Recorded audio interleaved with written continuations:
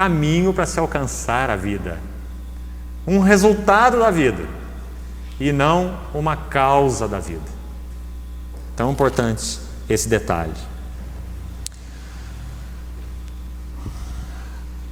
Para nós terminarmos por hoje, capítulo 2, versículo 4, eu vou colocar uma última ênfase para os irmãos e nós vamos então encerrar. Atos capítulo 2, versículo 4. Todos ficaram cheios do Espírito Santo. Esse é o foco. A pessoa viva do Senhor, agora habitando naqueles que são seus, o Espírito derramado do cabeça exaltado nos céus, como já falamos. Todos ficaram cheios. Final do verso 3, usa uma palavra aqui importante, que eu queria que você notasse. Sobre. E pousou uma, aquelas línguas como de fogo, pousou uma sobre cada um deles. Depois no verso 4, todos ficaram enchidos, cheios, então é em. Observe a diferença de foco. Sobre e em.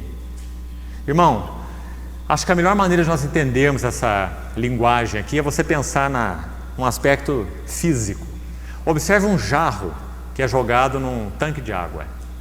Você tem um tanque então aí de 500 litros de água e você vai mergulhar um balde. Agora vai fazer isso em câmera lenta. Você vai dividir os passos aqui para você entender. Então primeiro você tem o vaso ou o balde na água. Então você mergulha o balde na água. Quando você mergulhar esse balde e você parar a câmera aí num momento, você vai ver que o vaso está dentro da água. Tá certo? Mas a água ainda não está dentro do vaso, né? Então se você mergulha o vaso e a situação para naquele instante, você tem vaso na água, mas não tem água no vaso. É preciso que aconteça o quê?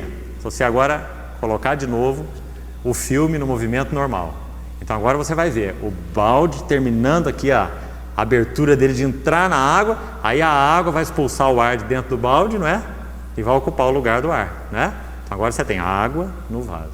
É isso que você está vendo aí no Pentecostes. Você está vendo o Espírito Santo se manifestando como aquele som, como de um vento impetuoso, aquelas línguas distribuídas sobre. Observe, sobre. Então o Espírito Santo envolveu aquele vaso, mas ele está sobre. O vaso ainda não está cheio. Sobre, final do verso 3. Agora qual o começo do verso 4? Todos ficaram enchidos, está vendo? Agora a água enche o vaso. Cheios do Espírito Santo, em e sobre. Irmão, uma coisa é em, outra coisa é sobre. Eu vou terminar hoje colocando isso para você, para depois nós prosseguirmos. O Espírito Santo não estava sobre apenas aquelas 120 pessoas. Se você ler e estudar o capítulo 2 de Atos com cuidado, você vai ver que o Espírito Santo estava sobre as 3.000 pessoas ou mais que ouviram a pregação de Pedro. Sabe por quê? Quando você vai no capítulo 2, vou terminar citando isso, capítulo 2, verso 37, você tem uma palavra linda aqui, compungiu, que eu acho que até no português são poucos que sabem o significado dela, né? Compungiu, uma palavrinha difícil. Sabe qual é o grego literal aqui? Perfurar. Muito interessante. Agora vamos pensar então em outra figura paralela que eu usei do vaso. Imagina um submarino dentro d'água. O submarino está completamente envolvido pela água, mas não tem água dentro dele, não é? Mas o que acontece se você perfurar aquele submarino? Água dentro. Sabe o que aconteceu aqui quando Pedro pregou? Aquelas pessoas eram como um submarino na água. O Espírito Santo estava sobre. Por isso quando ele começa a pregar, ele diz assim: derramarei o meu Espírito sobre toda a carne. Vossos filhos, vossas filhas profetizarão. Quando esse Espírito usa aquele vaso chamado Pedro, que fala a palavra de Deus de forma viva e poderosa, sabe o que acontece? Perfuração.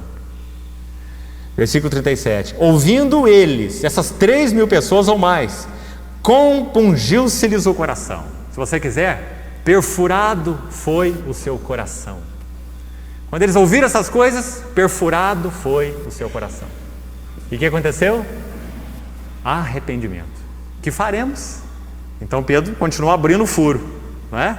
Arrependei-vos e cada um de vós seja batizado. Pedro está abrindo o furo para a água entrar. e recebereis o Espírito Santo, porque a promessa é para vós, para vossos filhos, não é? Então esse é o sentido, perfurados. Irmãos, essa é a verdadeira pregação. Pregação que não perfura é falatório. O Espírito Santo quer usar nossas vidas e, consequentemente, nossa palavra para perfurar outras vidas, sobre e em. Então, como nós falamos no início, esse capítulo 2 de Atos, ele contém tantos princípios maravilhosos sobre o Espírito Santo, sobre a vida da igreja, sobre a pregação. Nós vamos ficar hoje com esses 4 primeiros versículos.